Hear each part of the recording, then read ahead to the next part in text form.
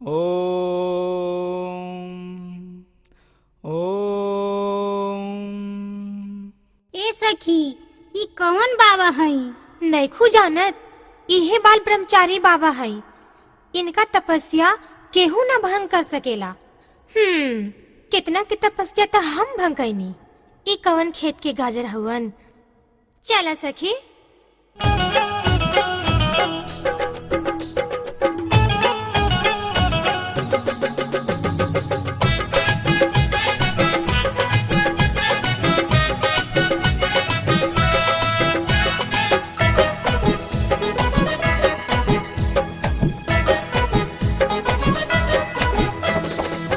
लगे रसगुल्ला बा काहे ला जाला, मुहवा खोल तनी थोड़ा सा खाला। लगे रसगुल्ला बा काहे ला जाला, मुहवा खोल तनी थोड़ा सा खाला। लड़ाई लो हो लड़ाई लो अखिया ए साधु बाबा। लड़ाई लो अखिया ए साधु बाबा। लगे रसगुल्ला बा काहे ला जाला, मुहवा खोल तनी थोड़ा सा खाला। लगे रसगुल्ला बा काहे ला जाला, मुहवा खोल तनी थोड़ा सा खाला। लड़ाई लो अखिया ए साधु बाबा। लड़ाई लो अखिया ए साधु बाबा।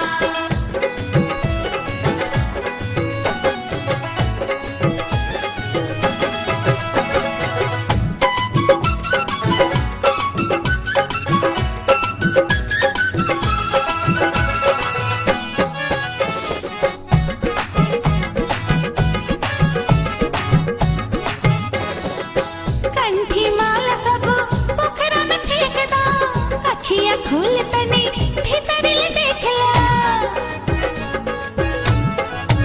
हाँ, कंठी माला सब पोखरा में फेंक दो, अखियां खोल तनी भीतर ले देख ला। डुबाई लो, हाँ डुबाई लो नकिया ए साधु बाबा। डुबाई लो नकिया ए साधु बाबा।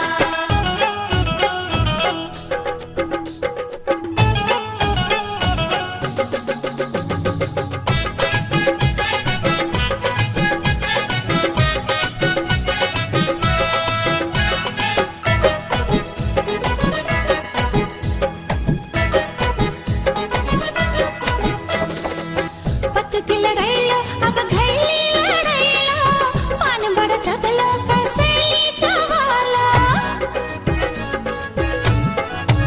हो पतक लड़ाइलो अब घैली लड़ाइलो, पान बड़ चगलो कसैली चवाला। डोलाइलो, हाँ डोलाइलो, हे डोलाइलो पखिया ए साधु बाबा। डोलाइलो पखिया ए साधु बाबा।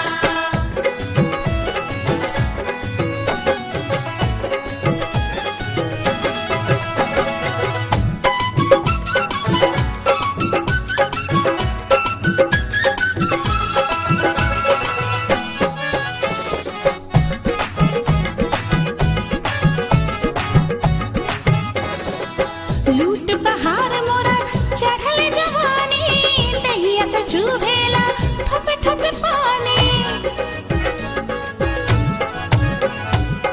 लूट बहार मोरा चढ़ल जवानी, दहिया से चुभेला